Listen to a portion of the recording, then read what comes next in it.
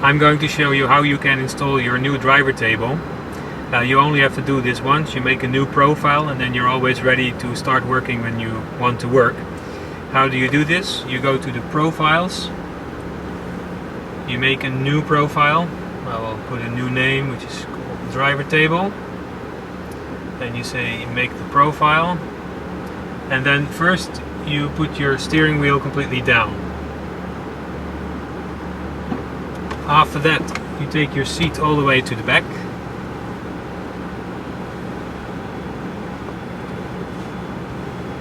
and down. Free up your cup holders if they're not free yet, because the driver table fits right in there, like this, and the driver table is ready. Now of course you want to be able to work a little bit more comfortable, so for me that means I have to adjust my seat a bit forward and up. Let me see, yeah, that feels good. Then maybe the steering wheel a little bit toward me. That looks very good. And if this is the right position, for me it is, then the last thing you do is of course save the profile, and then you can always use it when you want to work.